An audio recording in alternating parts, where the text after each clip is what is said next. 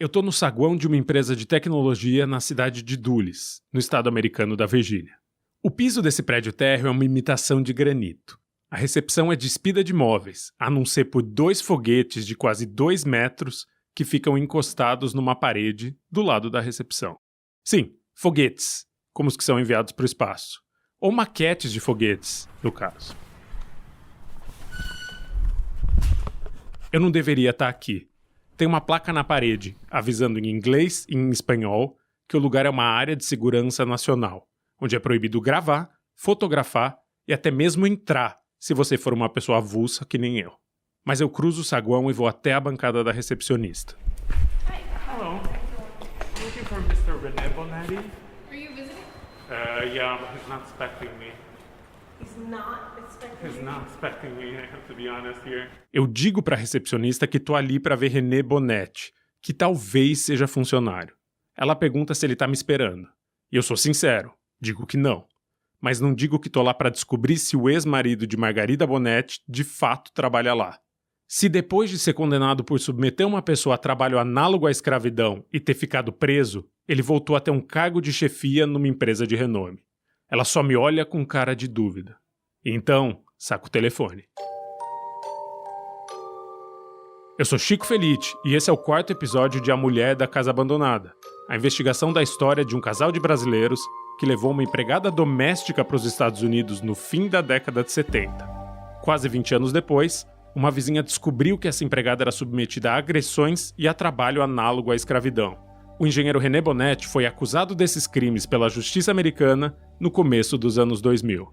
Enquanto isso, a suspeita Margarida Bonetti fugiu dos Estados Unidos e se mudou para uma mansão decadente em São Paulo, onde mora até hoje. E não há registro de onde esteja a vítima. 4º episódio. Uma mulher e um homem livres. Voltamos à casa de Vic Schneider, em Gatesburg, no estado de Maryland. A vizinha que se aproximou da empregada dos Bonetti e a ajudou a procurar a justiça. No começo do ano 2000, René e Margarida foram oficialmente acusados. Eram 3 as acusações. A primeira, de ter mantido uma empregada doméstica em regime análogo à escravidão por quase 2 décadas. A segunda é que René teria conspirado com Margarida para manter uma imigrante ilegal no país. Afinal, o visto de trabalho da empregada passou quase 15 anos vencido. A terceira acusação era de tê-la submetido a maus tratos e colocado a vida dela em risco. Foi no começo do ano 2000 que o caso veio a público, por mais que o FBI tivesse passado os 2 anos anteriores investigando e por mais que a ex-empregada já estivesse vivendo escondida em uma igreja. A vizinha Vicky teve de seguir a vida por esses 2 anos como se não fosse ela a pessoa que fez a denúncia. Algumas vezes por mês, ela cruzava com René, mas conforme o tempo ia passando, cada vez mais os vizinhos brasileiros tinham certeza de que ela estava envolvida na denúncia. Até que um dia, no estacionamento da igreja, René deu uma prensa nela, e Vicky disse a verdade. He came to me in the car. Eu estava no meu carro, e ele passou e disse, "Ô Vicky, como vai?" E eu disse, "Estou bem." Ele perguntou, "Você tem visto a empregada?" E eu disse que sim. "Você pode dizer pra ela que eu mandei um oi?" Dá pra imaginar isso? Can you imagine? Vicky vivia com a pressão de ser a única pessoa, além do FBI, a saber onde estava escondida a mulher que por anos morou na casa dos Bonetti.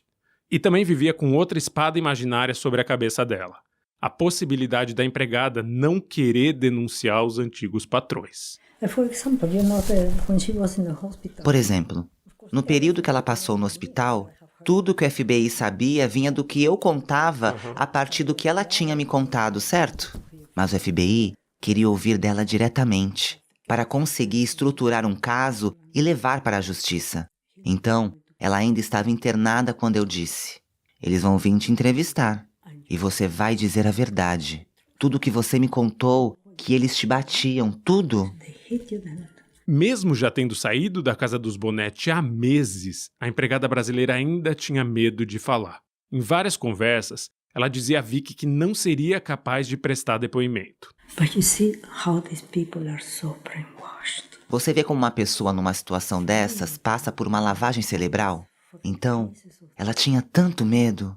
É o que acontece com pessoas que são ameaçadas. Eu não sei se a mesma coisa acontece no Brasil com os empregados, sabe? Essas ameaças de, se você se queixar, nós vamos fazer tal e tal coisa com você. E a pessoa fica tão assustada que não quer abrir a boca. And then they are scared and they don't open the mouth. Por mais que tivesse conseguido ajudar a amiga a fugir da casa onde era abusada, não era garantido que elas iam conseguir mover uma ação na justiça. Vicky, então, passava boa parte das visitas à brasileira tentando persuadi-la a falar com a Polícia Federal Americana. So I said, you have to tell them. Eu disse pra ela, você vai ter que contar. E ela respondeu, senhora Vicky, dona Vicky, mas eu já estou bem. As pessoas daqui querem cuidar de mim. Eu não quero que ele vá para a cadeia. E eu falei, se você não contar para eles, tudo que eu tiver dito até aqui vai ter sido uma mentira. O motivo de você estar aqui, tudo terá sido mentira. Eles não vão acreditar em mim. Eles querem acreditar no que você disser. What you say. Em alguns momentos, a brasileira parecia querer prestar queixa. Depois, voltava atrás e ficava hesitante. E a situação do possível processo era esse pêndulo de vai, não vai. Até que agentes do FBI avisaram que não tinham todo o tempo do mundo, que precisariam de uma comprovação da suposta vítima para apresentar o caso à promotoria e a investigação virar um processo jurídico.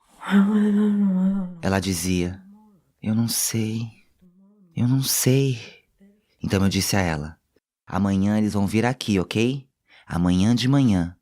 E é melhor você falar. O FBI visitou a empregada no hospital sem que Vicky tivesse presente. A vizinha ficou aflita, sem saber se ela contaria o que tinha vivido nos últimos 20 anos, ou se optaria pelo silêncio. Depois que os agentes saíram do hospital, Vicky foi até lá, e ela teve uma surpresa. Smile from ear to ear. Ela estava sorrindo de orelha a orelha e disse, dona Vicky, eu falei. E eu respondi, você falou? Que ótimo! Ai, minha querida. E ela disse, mas você não sabe o que aconteceu. E eu perguntei, o quê? Ela falou, ontem, depois que você foi embora, chegou uma freira do grupo da Madre Teresa para me ver. Preta como eu, também lá do Brasil. E ela me disse, eu já estive na sua situação. Eu também fui empregada no Brasil, mas meus patrões não me batiam. Meus patrões eram gente boa e eles me incentivaram a virar freira. Você deve fazer o que a dona Vicky te aconselhou, porque não cabe a você, cabe a Deus fazer a justiça. Nem a você, nem a dona Vicky. E isso fez ela mudar de ideia. And that changed her mind. O primeiro depoimento da brasileira foi o suficiente para os agentes do FBI levarem a investigação adiante. Semanas depois, a empregada se sentaria de novo com o FBI e com o Ministério Público americano, e resumiria 20 anos da vida dela em um depoimento que alguém escreveria em inglês com a ajuda de um tradutor. Ela contou tudo, da geladeira trancada, dos murros e das sapatadas na cara, dos puxões que arrancavam mechas de cabelo e deixavam o couro cabeludo minando sangue, do tumor que crescia enquanto ela implorava por ajuda. No dia seguinte, ela recebeu o depoimento. Como não sabia ler, nem falar inglês, ela mostrou o documento para Vicky e para a advogada que elas tinham contratado. So the next day, Daí, no dia seguinte ao depoimento, eles entregaram para ela um papel. E eu li e perguntei, foi isso mesmo que você falou? E ela disse, sim. Você tem certeza que falou tudo isso mesmo? E ela repetiu, sim. Então vamos mandar esse documento para a juíza. Era um passo importante, porque sem o depoimento da vítima, o caso dificilmente iria para frente. Afinal, os advogados contratados por René e Margarida Bonetti afirmavam que a história de exploração e de violências era uma grande mentira. Diziam que a empregada havia sido influenciada por amigas que queriam ajudá-la a dar um golpe na família. so that's how it was. Então foi assim que aconteceu. Foi muito interessante, muito. Quer dizer, quando eu olho para trás hoje e vejo o que aconteceu, às vezes consigo até dar risada. Mas naquele momento eu tremia de medo, porque eu não sabia o que ia acontecer. I was trembling because I didn't know how it was going to happen. And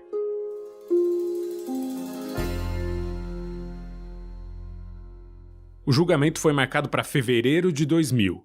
O caso iria para o tribunal do júri, ou seja, 12 cidadãos escolhidos ao acaso iam decidir se aquela pessoa tinha sido escravizada e agredida ou não pelos Bonetti, depois de ouvir as testemunhas e o relatório da investigação do FBI.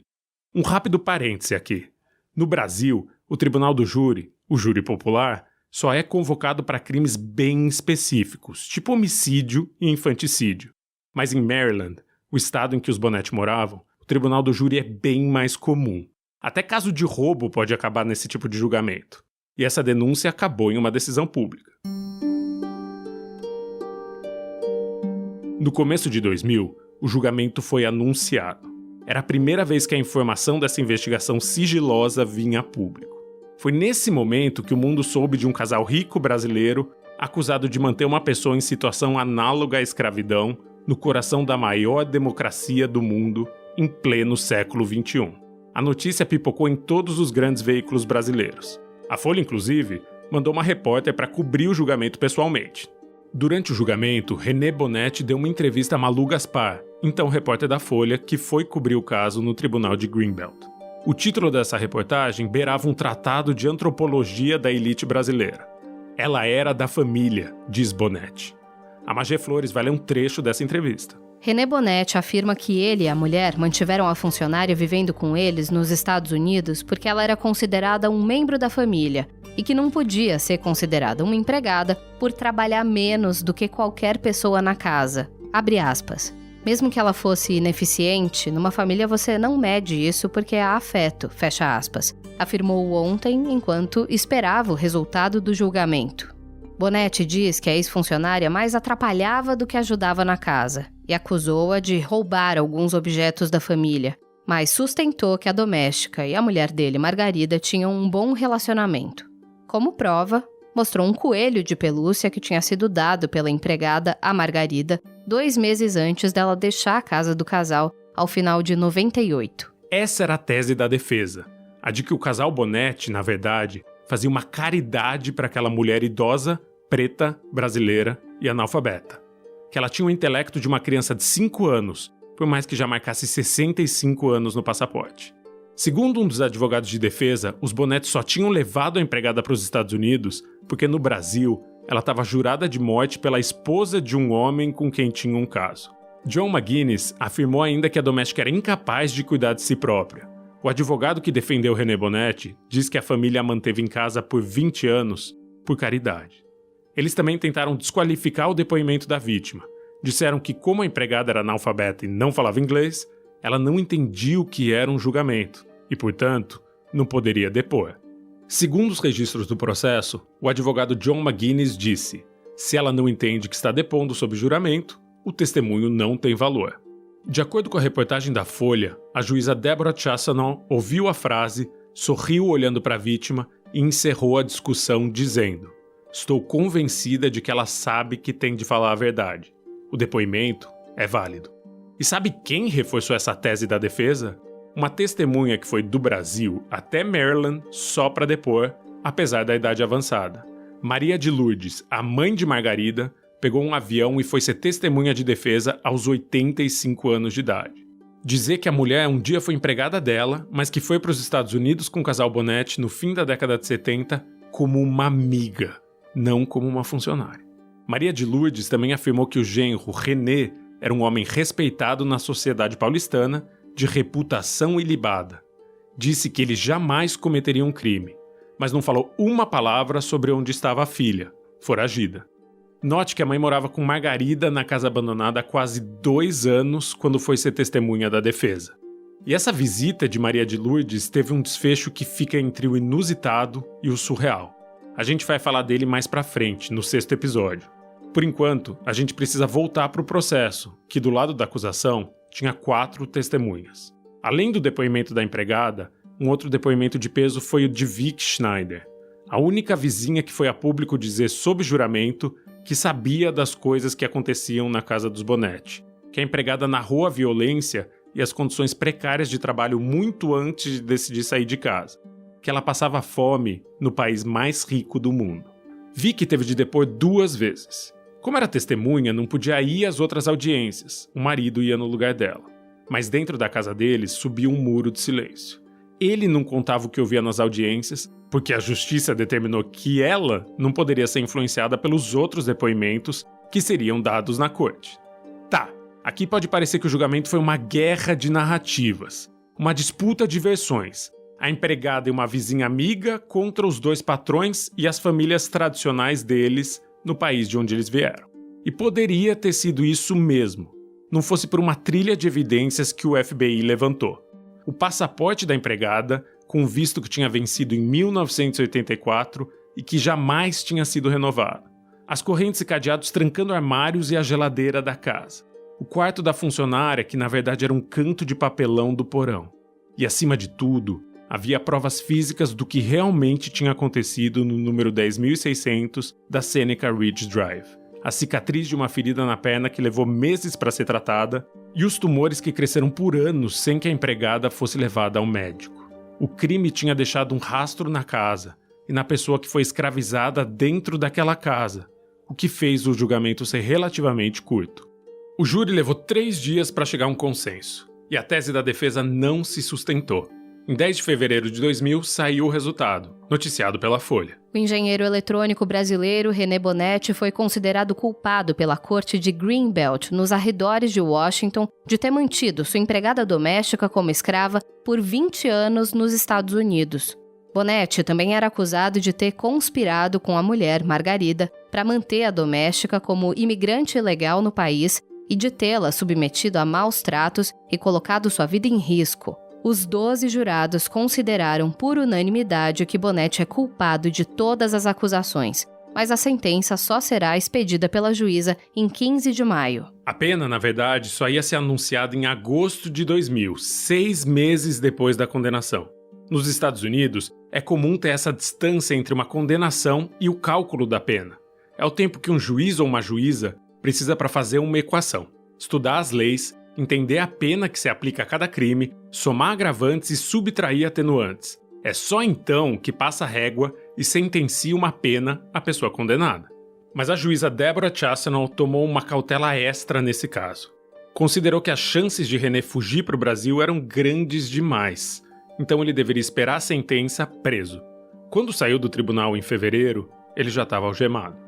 A prisão preventiva era justificada por René manter laços suficientemente próximos com outro país. Além de Margarida já ter fugido, tinha um outro indício de que René pudesse ter planos de deixar os Estados Unidos antes de que a pena dele fosse determinada, e ele começasse a cumpri-la. A revista Veja publicou uma nota que revelava um plano de setores do governo brasileiro para resgatar um homem condenado por submeter uma pessoa à escravidão. O Ministério da Justiça estuda a revogação da perda da nacionalidade brasileira do engenheiro paulistano René Bonetti, de 51 anos, acusado de ter escravizado sua empregada nos Estados Unidos. Segundo a Veja, o Ministério da Justiça do governo Fernando Henrique Cardoso cogitava alocar René em um cargo da chefia do Sistema de Vigilância da Amazônia, um projeto de defesa do espaço aéreo da região. Segundo o Ministério, a revogação só depende da assinatura do ministro, que seria possível porque ele, René, não tinha antecedentes criminais. Só que o Ministério nunca assinou a revogação, ou seja, René não voltou a ser brasileiro. E como cidadão americano, ele teve de responder aos crimes que cometeu nos Estados Unidos. Mas fica o registro de que o Estado brasileiro cogitou tirar René das mãos da justiça americana. A nota da Veja ainda dizia que Margarida poderia ser julgada em breve. Margarida Bonetti foi para o Brasil no ano passado e está foragida da justiça norte-americana. Há uma ordem de prisão contra ela, mas o Brasil não expatria seus cidadãos. Seu processo ainda não foi a julgamento, mas ela poderá ser julgada à revelia. Logo mais, nós vamos conversar com advogados para entender como a Margarida conseguiu fugir da justiça de 2 países. Por enquanto, basta saber que essa fuga deu certo no primeiro momento. René já tinha se naturalizado americano, ou seja, tinha deixado de ser cidadão brasileiro. Já Margarida tinha preferido ficar com o passaporte brasileiro e se mudar para os Estados Unidos com um visto de trabalho. Ou seja, ela ainda era cidadã brasileira. Ele não era mais. Não tinha para onde fugir, ou poderia ser deportado de volta para os Estados Unidos. Por isso, ficou. Foi julgado e condenado. Em 2000, René Bonetti foi para a cadeia. E a mulher dele continuou vivendo na casa abandonada. Enquanto isso, instituições brasileiras faziam um esforço para mostrar que estavam agindo.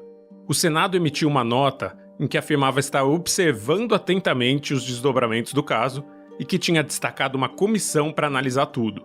Foi uma nota só, depois parece que essa tensão se dissipou.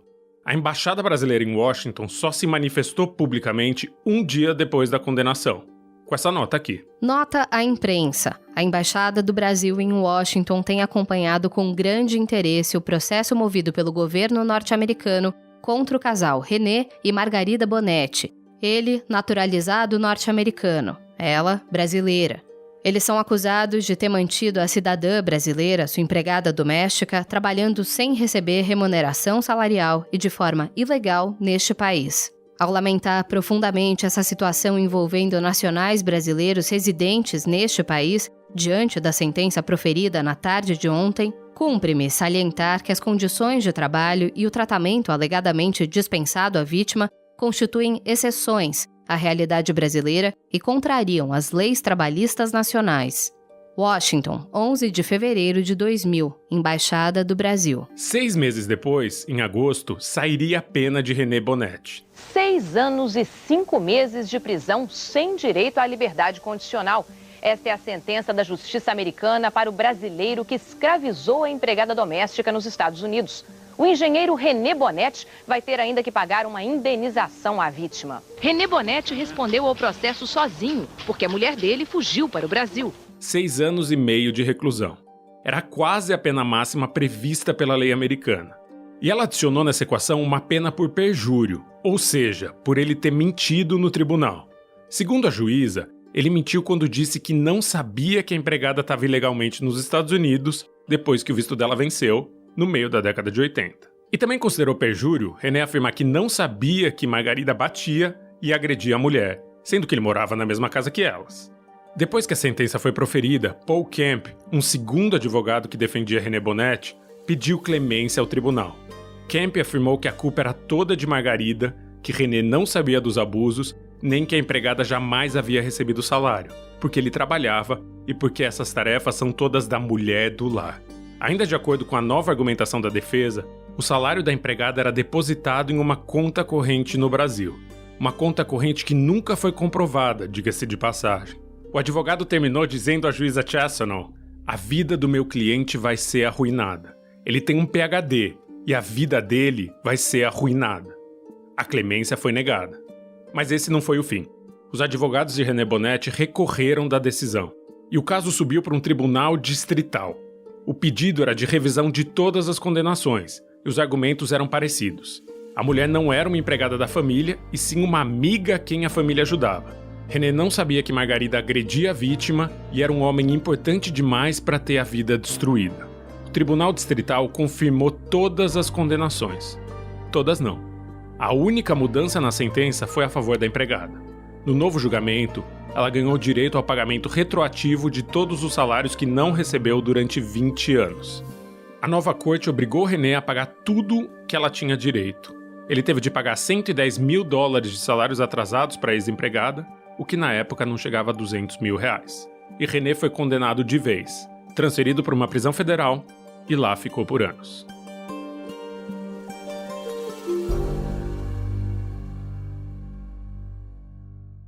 Se René começou a cumprir pena em 2000, ele ficaria preso no máximo até 2007. Ou seja, já faz uma década e meia que ele está livre. Mas não há registro dele depois da condenação. Pelo menos, não na internet. Nada de notícia, nenhum perfil em redes sociais, nada. O que não quer dizer que ele tenha sumido. Só é indício de que ele não tem vida online. Mas em 2022, é impossível apagar todos os registros digitais de uma vida. Então, eu investigo pistas de onde ele possa estar. Visito cartórios e encontro 3 imóveis que já estiveram registrados no nome dele. Um é a casa onde o crime aconteceu, e eu sei que ele não mora mais lá. Conversei com uma das novas moradoras, e ela não quis dar entrevista, mas garantiu que desconhecia o crime que aconteceu dentro daquela casa. O segundo endereço de René também fica em Gatesburg, mas em outra vizinhança. É uma casa menor, e ela está desocupada. Então, eu vou para o terceiro possível endereço dele. Esse fica em outra cidade, em outro estado. Reston fica na Virgínia, a quase 40 quilômetros de Washington. Então, eu vou até a capital dos Estados Unidos e lá eu pego o metrô. Eu ando de metrô.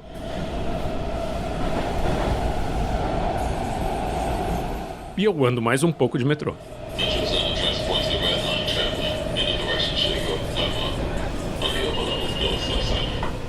E um pouco mais ainda. Eu fico no trem até a última estação da linha prateada do metrô de Washington. De lá, eu pego um carro de aplicativo e rodo meia hora. Aí eu chego no último endereço de René Bonetti. É uma outra vizinhança que parece ter sido feita em um laboratório de clonagem. São prédios e mais prédios de madeira escura com 2 andares. Prédios idênticos serpenteando para cima e para baixo em quarteirões cheios de árvores que têm como vista uma pista de golfe. Eu tenho o endereço e o GPS do celular diz que eu cheguei ao meu destino, mas eu não consigo distinguir o prédio certo. Depois de meia hora, eu tenho de pedir ajuda para um carteiro que está com um caminhão de entregas estacionado. 1780 Jonathan Way. I guess this is Jonathan Way, right? Jonathan is right along here. That would not be Jonathan Way. So it's probably somewhere snaking down through there. Okay. I just don't know where. I'll give it a try. Até o carteiro diz que não conhece o endereço exato, mas me aponta uma direção. Daí, na ponta de um dos prédios mais distantes desse conjunto habitacional de luxo, eu encontro o prédio e subo as escadas. Um site imobiliário estima que o apartamento de 2 quartos custa quase $290 mil, ou R$1,5 milhão de reais. Mas também registra que René pagou menos, $230 mil, quando comprou o imóvel em 2013. Eu respiro fundo e bato na porta. Hello?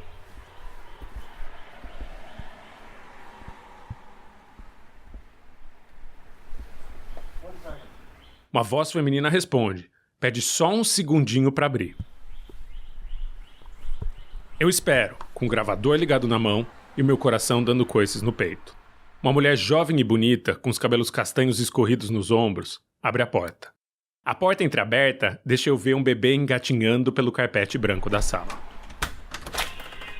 I'm looking for Mr. René Bonetti. Not here, Not no. his address? No. Oh, they just listed at his address. It's been 20 years. This is not his place anymore. No. Ela diz de imediato. Não, René Bonetti não mora mais aqui. Someone else owns this now. Yeah. Oh. Sorry. Too bad. It was the last address I had listed as his. I'm sure a Google search you could find that. Okay, thank you. Sorry. Have a good one. Have Sorry a to nice disturb day. you. No worries. Eu peço desculpa pelo incômodo. E ela tenta me ajudar. Sugere que eu tente buscar o homem que eu procuro no Google. Porque no Google eu certamente vou encontrar. Eu rio por dentro dessa ironia. Me desculpo mais uma vez, viro as costas e desço as escadas.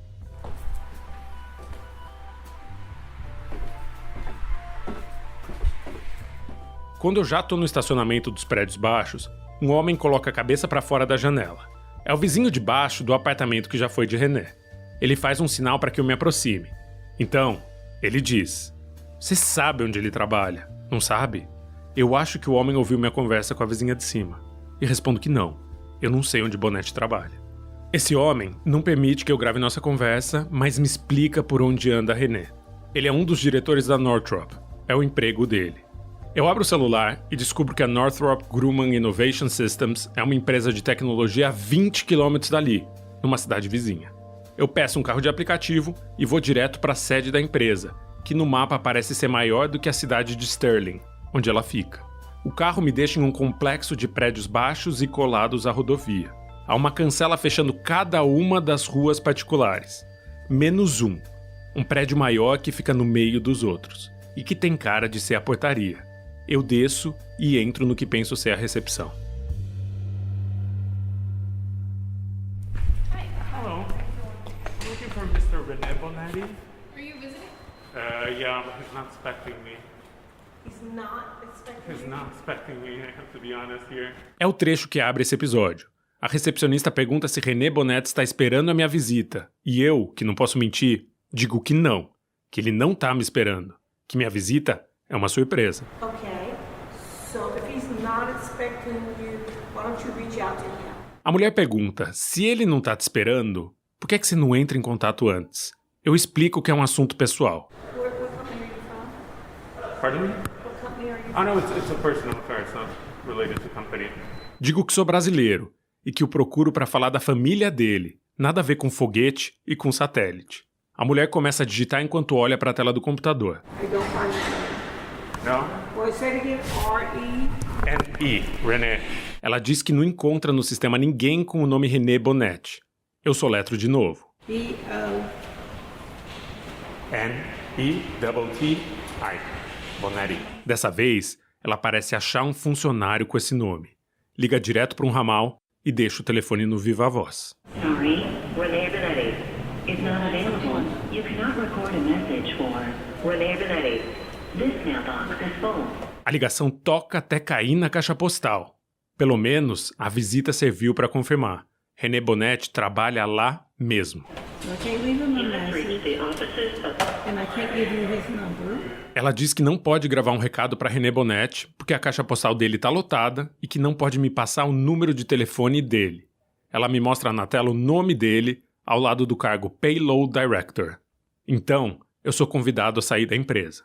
Um segurança vem me acompanhar até o estacionamento, que é cheio de BMWs, Volvos e Mercedes. Durante esse tempo todo, o gravador estava ligado na minha mão, escondido atrás do celular. Se eu fosse flagrado gravando ali, com certeza seria expulso. Mas poderia acontecer uma coisa pior. Antes de sair do prédio, eu tinha visto na parede uma placa avisando que a empresa é uma área de segurança nacional, porque presta serviços para a NASA.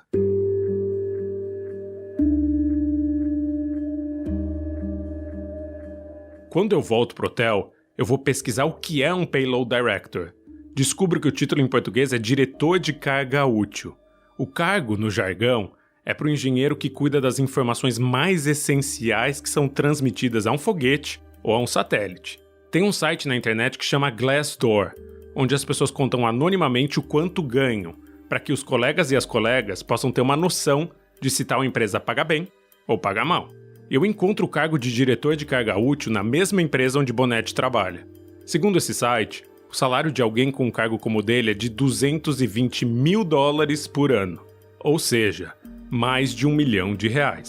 Isso sem contar os bônus. E eu descolo o e-mail de René Bonetti. Mando uma mensagem para ele me apresentando e avisando que estou fazendo uma série para a Folha de São Paulo sobre a ex-mulher dele e sobre o crime pelo qual ele foi condenado. Convido para que ele dê a versão dele de tudo o que aconteceu, para que essa história contemple todos os lados. Mas ele não me responde. Mando também uma mensagem para os advogados que o defenderam na época. Tampouco recebo resposta. Então é isso que sabemos sobre René Bonetti. Ele foi condenado, cumpriu pena e hoje em dia tem um cargo executivo em uma empresa respeitada nos Estados Unidos. Ganha muito dinheiro. E eu entendo que esse desfecho possa causar insatisfação ou até uma pontada de revolta. Mas é preciso frisar que ele pagou pelo crime. A justiça fez o que a justiça se propõe a fazer. O Departamento de Justiça americano afirma em um documento que um cidadão é preso com 4 intuitos. Primeiro, retribuição, ou seja, punir a pessoa por fazer algo errado. Segundo, reabilitação, corrigir um comportamento problemático. Terceiro, segurança, manter ameaças fora da comunidade. E quarto, dissuasão, garantir que o criminoso e outras pessoas tenham medo de infringir a lei no futuro. Para a justiça americana, René Bonetti cumpriu todos esses requisitos, mas isso não me impede de ficar com perguntas na cabeça. Será que o desfecho teria sido igual para uma pessoa que não tivesse um PhD? Um criminoso que não fosse branco, como é René? Um ex-presidiário que não fizesse parte da elite cultural e financeira de um país? São perguntas para as quais eu não tenho resposta.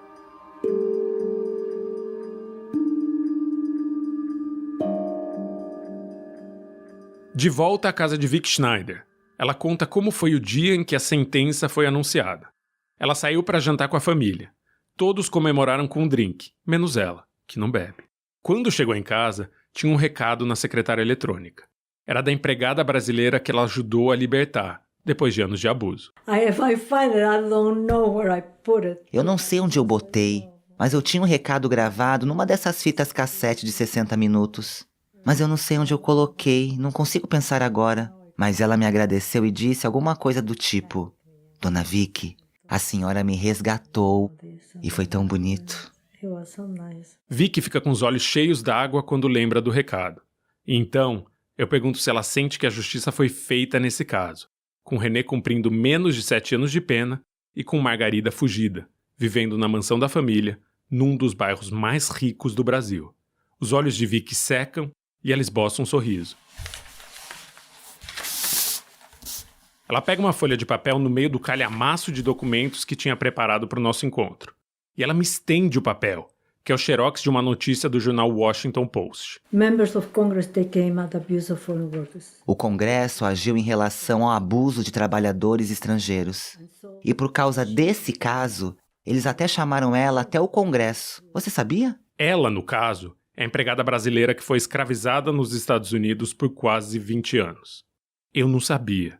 E eu leio a notícia. Um grupo de congressistas dos 2 maiores partidos americanos, o Republicano e o Democrata, se juntou para mudar a legislação dos Estados Unidos em relação ao trabalho escravo contemporâneo. A ação ocorre depois da constatação de que Washington tinha uma questão crescente, a exploração de serventes trazidos aos Estados Unidos por organizações como o Banco Mundial e o Fundo Monetário Internacional.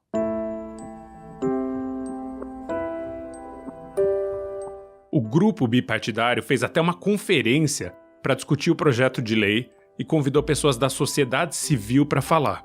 A plateia estava repleta de mulheres que tinham sido forçadas a trabalhar em esquemas análogos à escravidão.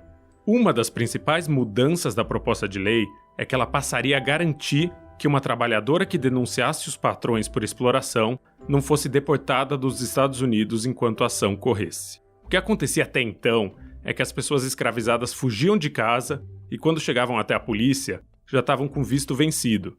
Em vez de ouvir as denúncias, muitas vezes o Estado americano as colocava em um avião e as mandava de volta. Uma das pessoas que falou na audiência foi Dora Morty, uma professora de 28 anos de Gana. Ela tinha ido aos Estados Unidos para trabalhar na casa de um funcionário do Banco Mundial chamado Amarquai Armar. E assim como aconteceu na casa dos Bonetti, ela trabalhava até 16 horas por dia sem ganhar 1 centavo. Ela disse que era constantemente humilhada por essa família e que não tinha deixado um trabalho de professor em Gana para ir aos Estados Unidos ser tratada como um cachorro ou como uma escrava. A equatoriana Elizabeth Iguago também subiu ao púlpito para contar a história de como foi levada aos Estados Unidos para trabalhar na casa de um funcionário do FMI. Só que meses depois de chegar lá, foi vendida para um casal americano. Sim, o verbo é esse mesmo, vendida. E sabe qual foi o caso que mobilizou os congressistas a agir? O caso de uma família brasileira de sobrenome Bonetti. A empregada brasileira assistiu à sessão da plateia, não falou nada e recusou qualquer tipo de reconhecimento, mas estava lá. A lei foi aprovada em 2001. Vicky conta essa história enquanto folheia páginas e mais páginas de documentos legais. So then they made the law. So now... Agora, quando um funcionário de uma organização internacional traz uma funcionária para os Estados Unidos, a empregada tem direito a plano de saúde e a férias, o que elas não tinham até então. Elas têm o dever de receber pelo trabalho delas, o que não tinham até então. Então, foi isso que saiu dessa história toda. So that came out of this. É um avanço na direção dos direitos humanos. Mas tem outro desfecho que me aflige desde o começo. Um desfecho mais pessoal. Onde está a terceira pessoa envolvida no processo? A pessoa que estava do outro lado da história, no banco da vítima. Desde que jornais e revistas noticiaram o caso, nunca mais se publicou uma linha sobre a empregada que foi escravizada e agredida pelos Bonetti. Essa é a pergunta que eu deixo para o fim da entrevista, depois que a gente já cobriu todo o périplo.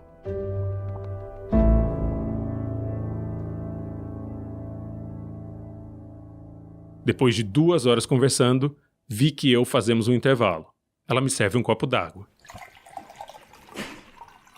E eu tomo coragem para fazer a pergunta mais importante, a dúvida que me levou aos Estados Unidos. Eu pergunto se ela sabe onde está a mulher que costumava ser vizinha dela. A empregada doméstica que passou 20 anos a metros de onde estamos, sendo explorada e sofrendo violências. Do we know where she is nowadays? Oh yeah. Mm-hmm. Yeah, the US government helped her. She's now okay. Wow. She's okay, she's legal. She even receives money from the government. Mm-hmm. Yeah. Vicky diz que sabe, que o governo americano a ajudou, que ela ganhou um passaporte humanitário e que está bem. Hoje em dia, ela está legalmente em território americano e ganha uma pensão do governo. And she's alive. She's alive and she's Ela está viva e está bem. Nem Covid ela pegou. Eu fico surpreso por ela estar viva. Afinal, se eu fiz as contas certas, hoje essa pessoa está com 85 anos. Porque ela tinha 40 anos quando se mudou para os Estados Unidos e 60 e poucos quando começou o processo. She's very nice Ela está muito bem e tem muita fé. E tem um coração cheio de fé. Um coração inacreditável. Inacreditável. unbelievable. Além da fé, eu pergunto se ela tem quem auxilia a viver num país cuja língua ela não domina. E Vicky garante que sim. Is she alone? Because Oh no, she has people. Ah, não. Ela tem gente ao redor dela. Ela é muito amigável. Ela tem muitos amigos. Tem amigos e tem uma casa. Uma casa dela, não um lugar em que ela precisa ficar de favor, se escondendo. No, she is okay. She has Ela está bem. Ela tem apartamento próprio, subsidiado pelo governo, sabe? the government, no? Alguns desses amigos, inclusive, se uniram para criar uma previdência privada para a brasileira.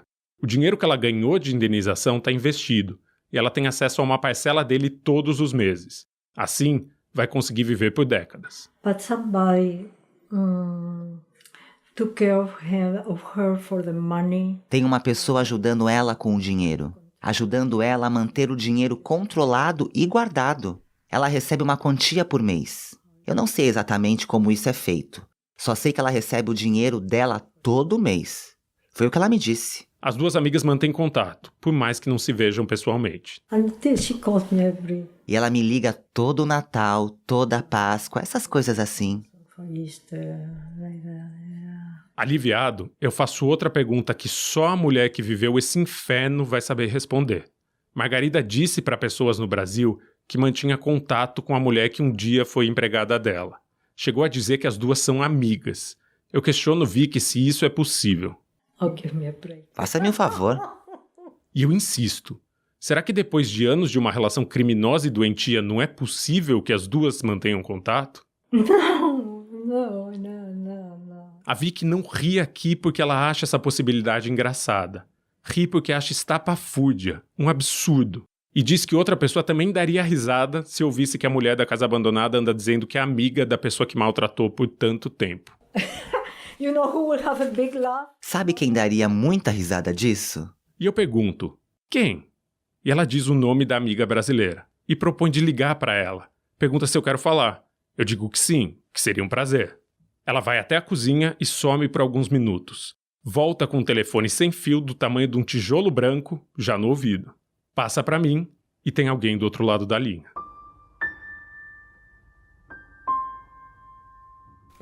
Dona, eu tô fazendo uma série sobre a Margarida. Eu encontrei a Margarida em São Paulo.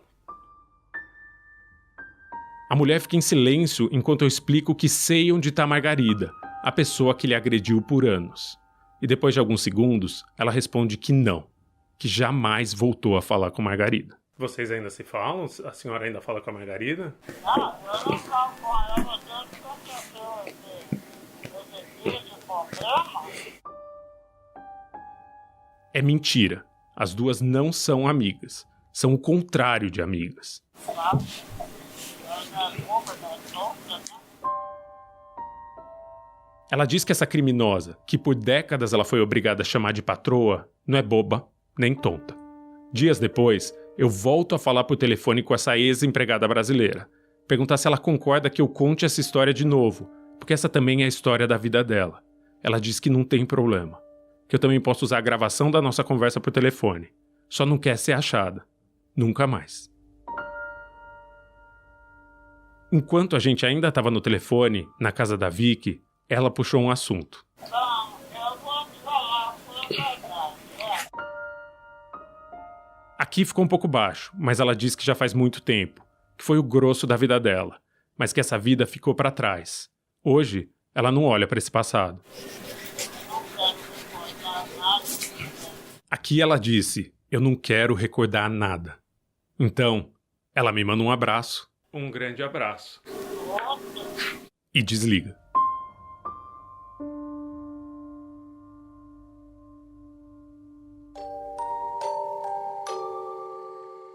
No próximo episódio de A Mulher da Casa Abandonada, você já deve ter se perguntado como é que ainda existe escravidão ou uma prima irmã dela em 2022. A gente então tem uma história que remonta à escravidão, a ideia de que essas mulheres elas estão ali para servir permanentemente, quase em alguns momentos como uma propriedade daqueles que empregam essas trabalhadoras, né? Isso é só um sintoma de uma sociedade que foi estruturada pela escravidão, que sobrevive na forma do racismo estrutural. O que a gente sabe do trabalho doméstico é que são mulheres negras, né? Sempre mulheres negras e de baixa renda, de famílias de baixa renda, de baixa escolaridade. É deste universo de pessoas que a gente está falando. Dados de 2019 do IPEA mostraram que de um total de 6 milhões de pessoas ocupadas em trabalho doméstico, 92% eram mulheres, em sua maioria negras, de baixa escolaridade e de famílias de baixa renda. O trabalho doméstico, ele existe, ele está sentado em 3 grandes desigualdades da nossa sociedade que eu acho que ajudam a gente a entender, porque ele é tão vulnerável, de forma geral ele já é uma ocupação vulnerável. Essas 3 desigualdades são a racial, a de gênero